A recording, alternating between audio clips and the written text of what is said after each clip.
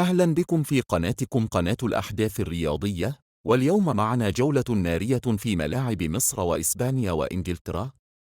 1. الزمالك وبلوزداد، قفاز الأمان. في ليلة إفريقية عاصفة باستاد القاهرة، تقمص المهدي سليمان دور البطولة بإنقاذه هدفا محققا لشباب بلوزداد في الدقيقة 81. تصد خيالي حافظ على حظوظ الفارس الأبيض في التأهل، ليعلن المهدي نفسه حارساً أميناً لأحلام الجماهير الزملكاوية في استعادة العرش الإفريقي الضائع. هل المهدي هو الحارس الأفضل حالياً في مصر؟ 2. تشيلسي واليونايتد، قمة الجرح. صدام العمالقة في ستامفورد بريدج الليلة. مانشستر يونايتد يواجه تشيلسي بظروف قاسية في غياب مارتينيز وماجواير للإيقاف ودي ليخت للإصابة، بينما يستعيد البلوز خدمات أنزو فرنانديز وسط احتفالات بتجديد عقد كايسيدو حتى 2033. صراع مباشر على مقاعد الأبطال، فمن يضحك أخيرا في لندن؟ اليونايتد الجريح أم تشيلسي المستقر؟ 3. توتنهام ودي زيربي، شبح الهبوط. كارثة حقيقية تضرب توتنهام، القائد كريستيان روميرو يغيب لنهاية الموسم بسبب إصابة الركبة. المدرب روبرتو دي زيربي يحاول لمشمل الفريق بأساليب غريبة تشمل رهانات العشاء الأسبوعي لتحفيز اللاعبين على الهروب من المركز 18. هل ينجو سبيرز من مقصلة الهبوط بدون قلبه النابض؟ المهمة تبدو شبه مستحيلة. 4. كوفانري سيتي، عودة السماء الزرقاء. بعد 25 عاماً من الانتظار، كوفانري سيتي يعود رسمياً للدوري الإنجليزي الممتاز. بقيادة الأسطورة فرانك لامبارد، نجح الفريق في حسم التأهل ليلة أمس. رحلة بدأت من الدرجة الرابعة وانتهت في البريمير ليج، ليعلن كوفانري أن المستحيل ليس في كرة القدم. هل ينجح لامبارد في تثبيت أقدام الفريق بين الكبار الموسم القادم؟ 5. اللبؤات في أيسلندا، ليلة 500. حدث تاريخي للمنتخب الإنجليزي للسيدات اليوم في ريكيافيك، اللبؤات يخضن المباراة الدولية رقم 500 في تاريخهن أمام أيسلندا. احتفالية بمسيرة بدأت عام 1972 ووصلت لقمة المجد العالمي.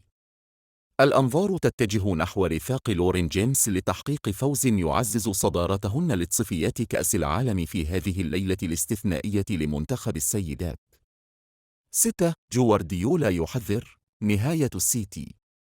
قبل موقعه أرسنال المصيرية غدا، فجر بيب جوارديولا مفاجأة بقوله: خسارتنا غدا تعني انتهاء حلم الدوري رسميا. تصريح يراه البعض مناورة ذكية لرفع الضغط عن لاعبيه، ويراه آخرون اعترافا بقوة المدفعجي هذا الموسم. هل يسقط أسيتي عرشه أمام تلميذه أرتيتا، أم أن بيب يجهز فخا جديدا للجميع؟ 7. كايسيدو، ولاء حتى 2033. مويسيس كايسيدو يكتب التاريخ في تشيلسي بعقد يمتد ل9 سنوات إضافية. الإدارة اللندنية قرر تحصين نجمها الإكوادوري بعقد طويل الأمد لضمان الاستقرار في خط الوسط. خطوة تعكس ثقة البلوز في مشروعهم الشاب، وتجعل كايسيدو أحد أغلى وأطول العقود في تاريخ كرة القدم. هل يستحق كايسيدو هذا الالتزام التاريخي؟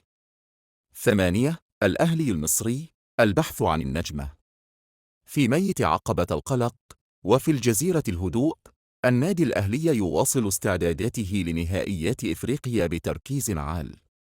صراع الأرقام يشتعل، فمع كل بطولة قارية يقترب المارد الأحمر من تحطيم أرقامه القياسية الخاصة. جماهير الأهلي لا تقبل بغير الذهب، والمدرب يجهز مفاجأة تكتيكية لضمان استمرار الهيمنة الحمراء على القارة السمراء. 9. سباق هدافي الليجا، صراع النجوم. في إسبانيا، الصراع على البتشيشي يشتعل بين مواهب برشلونة وريال مدريد. المنافسة هذا الموسم لا تقتصر على الفوز بالمباريات، بل على من يهز الشباك أكثر. النجوم الشباب يثبتون أن الليجا لا تزال منجم الذهب الكروي، واليوم قد نشهد تغييراً في ترتيب الهدافين مع انطلاق مباريات الجولة الحاسمة.